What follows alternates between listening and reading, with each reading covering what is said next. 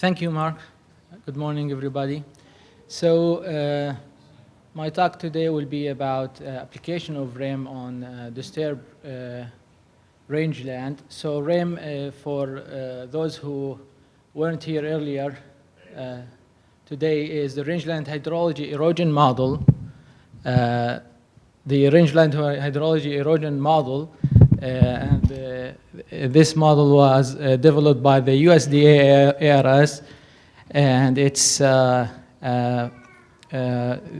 process-based model that predict mainly hydrology and erosion on a hill slope scale. So why we are interested in presenting the talk that will focus specifically on disturbance. So from the previous talk, where we had Jason Williams talked about a conceptual model that conceptualized the runoff and erosion response after disturbance along the x-axis, which represent transition in conditions of a site. And you can have on the x-axis different factors that will be indicators of the condition of the site. But for this presentation, I will talk about the bare ground and slope. So basically, when you have a good condition site that is well protected and it has a very minor bare ground, and also it's mainly a mild slope. So the main processes of hydrologic processes would be splash, rain splash erosion, and probably some small amount of sheet flow that are not connected, so you will not see these sediment coming from the rain splash delivered downslopes. Now, if you even on the case that well protected, have probably steeper slope, you at specific rainfall intensity, you have more sheet flow that maybe will deliver some of sediment in an isolated bare area, but again it will be intercepted by the vegetation cover on patches that will minimize the sediment yield. Now, moving toward more bare ground and probably a more steep slope, you have the hydrologic processes will have form a more well-organized, concentrated flow paths that will maybe now is connected and will start to deliver downslope the sediment detachment that was generated from the splash and sheet erosion. Now, if we even go further to very degraded sites with a lot of high bare ground and also a very steep slope, now the concentrated flow are dominant and not only acting like a transport mechanism for the sediment that from splash and sheet, while actually they are eroding, which even provide and amplify the sediment yield on the site. Now, from a modeler perspective, if we just look at the data from a good condition site and predict what would be the result for this yellow line, probably we have a good relative result, but of course we have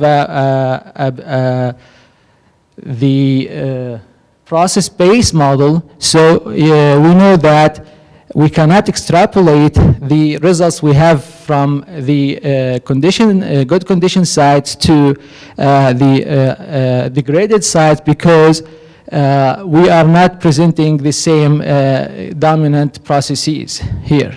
So, so this will not be helpful for the process-based model.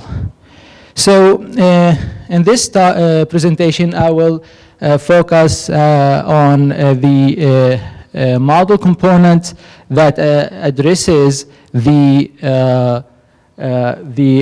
dominant processes on a disturbed rangeland, basically the concentrated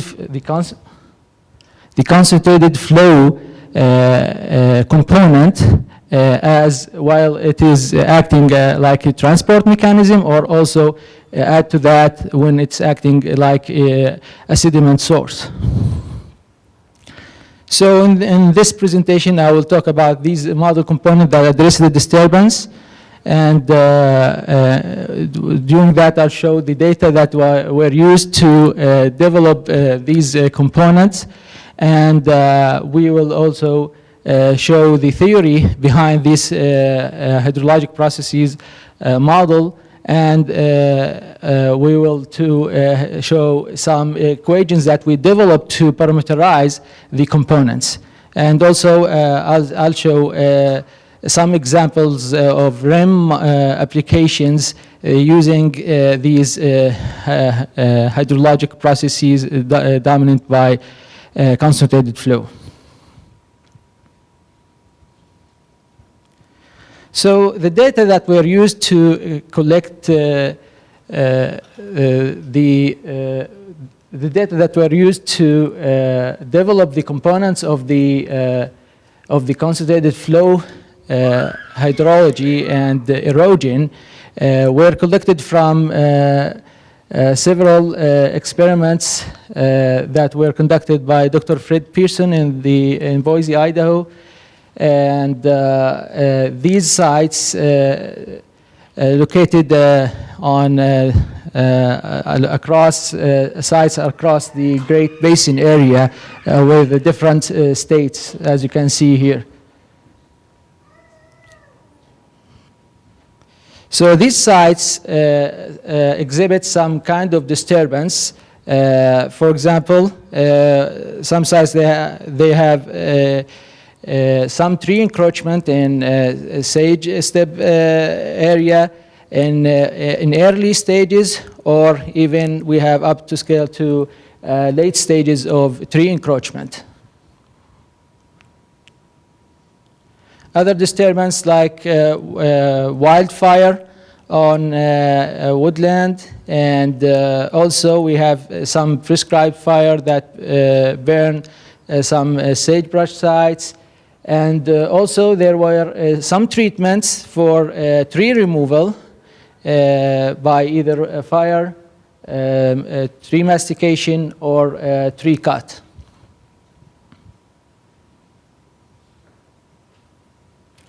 So this table shows the characteristic of these sites. I'd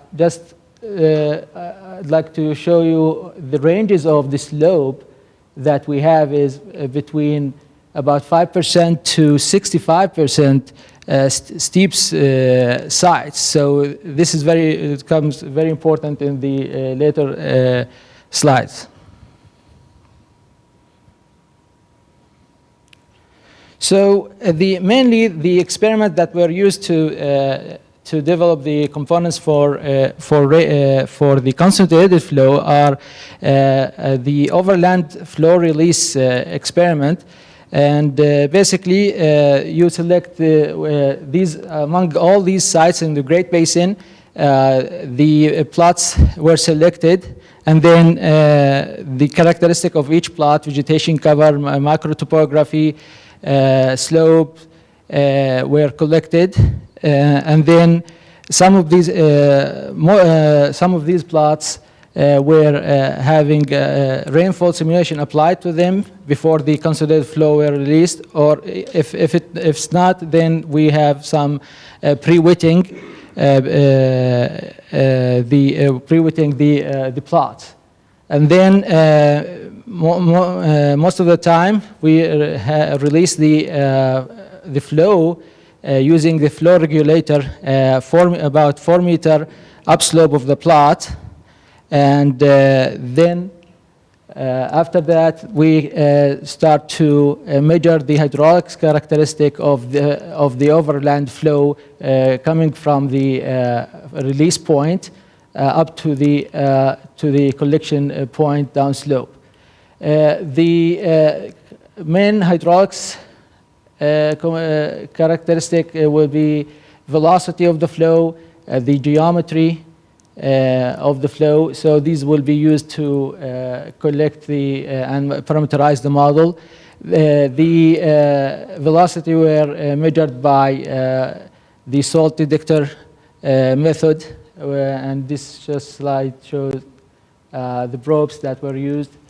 And at the end of the experiment, we also have we collected some samples a time sample to measure the runoff and the sediment for each plot. So in total, it was about 400 plot. And I forgot to mention, we released different inflow rate from 5 liter per minute, some sites up to 45 liter per minute. So we have different inflow rate that was controlled by a flow regulator processor. So in total, we have about 400 plots and about 756 plot inflow rate combination. So after we collected the data, then the questions that we are interested in now, when do we have actually concentrated flow and when do we have sheet flow? So first we had to decide some criteria. What is actually concentrated flow, what's actually sheet flow. And probably sometimes you can tell from this, from just looking at this, at the flow, you can tell this is a sheet flow and this flow is coming, forming well-organized, probably flow path, inside flow path. So you can tell from that, but also we applied criteria using the hydraulics geometry. So if you have the width of the flow is too large with respect to the depth, then the hydraulic radius will be equal to the width. So in this case, we assume that this is a sheet flow. In the other case, the flow would be concentrated flow. This criteria were applied on a different transect of along the plot. And we consider it a concentrated flow if it only the criteria met at all the transects. So we make sure that we don't have just only a separated concentrated flow, we have a continuous concentrated flow in this plot. So now, after we categorize the plots into plots that generated concentrated flow versus plots that didn't generate concentrated flow, now we want to look at actually what factors that drive this process to become concentrated flow. And we basically looked at the two factors that I mentioned earlier in the conceptual model, the bare ground and slope. So if we divided the entire data set we have into two categories, plots with less than 20% slope, plots with 20% slope. And as you can see for the inflow rate, 30 liter per minute, only about 10% to 15% of these plots generated concentrated flow. While if for the slope more than 20%, steeper than 20%, you just triple the percentage of the plots that generated concentrated flow. If you divided the plots into two categories, 25% or less bare ground, 25% or more bare ground, and you can see only 40% of the plots that has less than 25% bare ground generated concentrated flow, while this value doubled to over 80, about 80% of the plots with 25% more than 25% bare ground have generated concentrated flow. These plots all represent all inflow rates, so it doesn't matter what's inflow rate and what was the slope. So as you can see, bare ground is also a key factor. So how to, as modeler, how to model that, or how to get the beneficial value from these observations. So we, in order to have some modeling based on these information, so we developed, we applied the logistic regression function to develop a probability function that gives the chances of an overland flow to concentrate. So after applying the logistic regression analysis, we ended up with this function of probability of an overland flow in general to concentrate will be as a function of slope, bare ground, and of course the flow rate in bare unit width. So as you can see, the two major factors are the bare ground and the slope. So this slide shows just a visual representation of the probability function. As you can see, more bare ground, you will have some increase in the chances that your overland flow will concentrate. And as you go toward a steeper slope, from 5% slope up to 65%, you'll see that the steeper slope, if you get over 45%, probably even at about 5 liters per second collection from 1 unit width plot, you even have a very high chance of concentrated flow to form. So after we know that, at least we know the chances when we have more chances of concentrated flow forming, now we want to model the processes that is associated with the concentrated flow. So the two main roles of the concentrated flow, as we mentioned earlier, are two hydrologic processes. First, for erosion, it is acting like a transport mechanism. So from the splash and sheet erosion, we have a lot of sediment. If you don't have concentrated flow to deliver this sediment downslope, you don't have sediment yield. And this we show that in on the conceptual model. It's in transition area, or sometimes at a very degraded site, but probably mild slope. You have concentrated flow acting like a transport mechanism. But if you have a very degraded site with steep slope, now concentrated flow becomes the sediment source, and you will have more erodible flow paths. So for modeling the transport mechanism, we used equation to address the transport capacity of a flow path. So the flow path transport capacity is how much a flow path can carry with it downslope, so how much sediment can carry with it. It depends, of course, on the hydraulics of this flow path. So from just this figure, as you can see, this concentrated flow, you will carry more than this concentrated flow of sediment, regardless if it is incising or not. It's just because of the energy that it has, and of course the area, the cross-section area. So this transport capacity equation It depends on stream power, which is a hydraulic parameter as a function of slope, flow, and water-specific gravity. So, as you can see here, the transport capacity increases with slope and flow, as you would expect. Now, how to use our knowledge of the data we collected to parameterize this equation is basically from parameterizing the friction factor that used to route the amount of the flow on the event, and also from knowing the slope.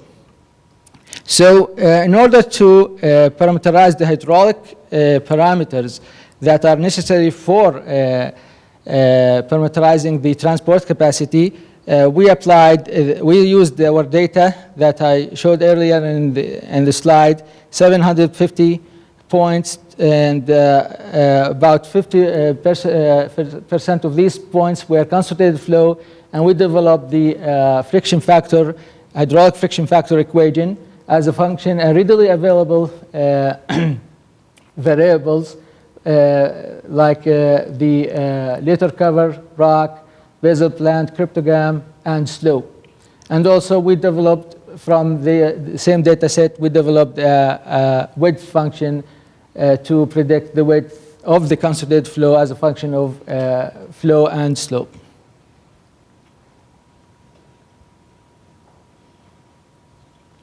Now, the second processes that the concentrated flow is acting upon is erosion. So concentrated flow now becomes in a highly degraded site, it becomes a sediment source. So to calculate how much the soil that is detached by the concentrated flow, like any erosion model, the detachment rate will be as a function of erosivity and erodibility. So erosivity is how much force you're acting on the soil particle to make it detach from its location, and the erodibility is the soil property or the site property that describe how much the soil is resistant to that force or that erosivity force that you apply to. So for the erosivity values, it's usually as its hydraulic parameter. So it's a function of the flow rate itself. And we did a study to explore which is the best hydraulic parameter that predict the erosion the best. We selected several hydraulic parameters, including runoff depth, shear stress, and stream power. And we found out in our study that stream power was the best hydraulic parameter to predict erosion in concentrated flow. And again, if you remember, stream power was used for transport capacity, which is even make it more appropriate for a modular perspective to couple the two components in transport capacity and the erodibility, because we're using the same hydraulic parameter, stream power. Now, the second component in the detachment is erodibility. It's a site characteristic or a soil property. And so we investigated this property and we investigated the disturbance impact on this property in general. So this is an example of the measured erodibility on the tree encroached site, Steens, it's in Oregon, and I think Jason and Ken talked probably about this site in earlier presentations. So this site, it has a historical sagebrush site and has been encroached with trees, and then it was treated by a tree cut. And as you can see, the erodibility, the measured erodibility, which is based on stream power, is declined significantly after 10 years of cut. This is, we'll see that what was the main reason of that. The other site is Denio, and this site had fire on it. And again, it was well-protected site, and then it was burned down. So again, we measured the erodibility, and we can see the impact of fire on erodibility. So this slide shows the just this previous figure, the erodibility as a function of before fire, and then immediately after fire, 1 year after fire, 2 years after fire, 3 after fire.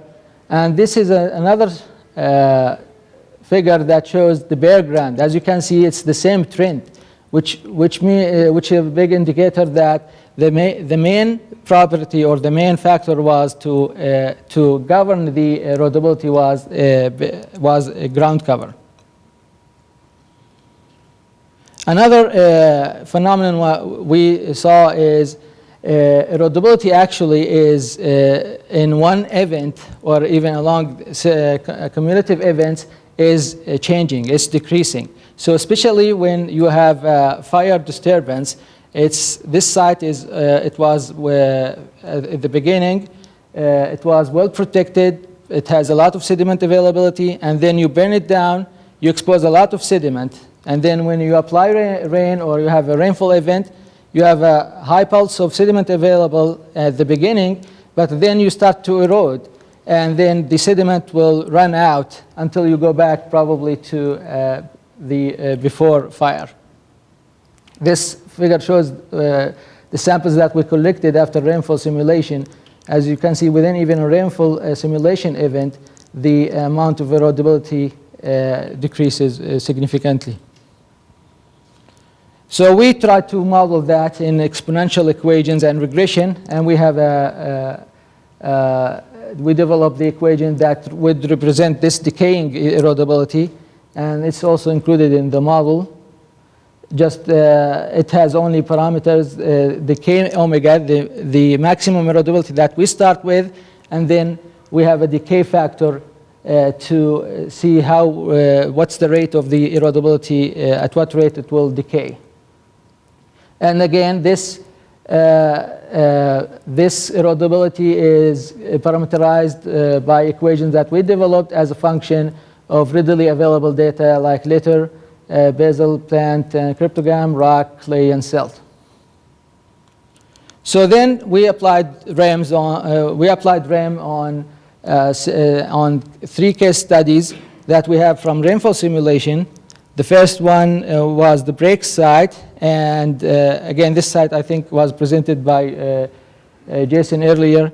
It has a prescribed fire. The rainfall simulation was applied for 60 minutes on an intensity of 60 millimeter per hour. The plots were 6.5 by 5 meter wide, and we basically looked at the sediment yield for each plot. And as you can see here, this is the measured sediment yield from each plot from just immediately after fire. This is the model. Again, this is 1 year after fire. This is the model. This is measured, and 2 years after the fire, and this is the unburned site. As you can see, the model using the okay, I'm just finishing now. So the model is not just predicting with reasonable margin of error, but also it's predicting the trend of the application. So the trend of the disturbance. It's the erosion increased after fire and then reduced within years and came back even less than what was an unburned, and this is what we show in the model. that the same trend. Another site is the Steens tree encroached site. The same thing, we applied the rainfall simulation, and then again, the model predicted with the erosion within a reasonable margin of error, but again, it also predicted the impact of the model, the impact of the treatment. And this site also we applied the model on the Castlehead, which is the wildfire site, and this is the measured for plots that on a tree coppice microsite versus tree coppice microsite versus the intercanopy between trees, and you can see also the model predict even the differences between these two microsites. So on the concentrated flow transport mechanism, we're working on now extending the KSS equation by assuming that the major source of erosion probably could be splashing sheet in a mild slope, but the concentrated flow is the major, acting like a major transport mechanism. And we added these are data were developed in the original version of RHEM for the natural sites.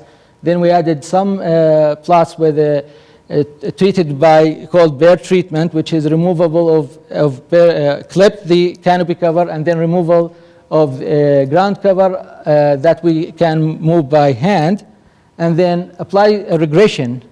And if you can see, if you just apply regression analysis in the two separate group of data, you will see some step function that will show the difference in the model. If you apply a whole regression analysis for the entire data, you have a better representation. But also we were interested in seeing if there is a threshold that changed this trend when from well-protected site to disturbed sites. And then we applied the segmented regression analysis. As you can see here, the segmented regression analysis is a two-segment of regression that you apply the analysis without telling the process to which would be the breakpoint that separate the two lines. So the analysis do that, and just by doing that, we got two equations that represent the entire spectra of cover. And what's interesting here is the threshold value here is within what we see in literature between 40 to 60% of cover. So in conclusion, we presented here how RHEM is applicable on disturbed rangeland because we can explain the processes that actually happening on that on the disturbance sites. Using readily available data, which can conclude that RHEM can be a good tool to assess the treatment results of land management, and also probably assess the disturbance in general on rangeland.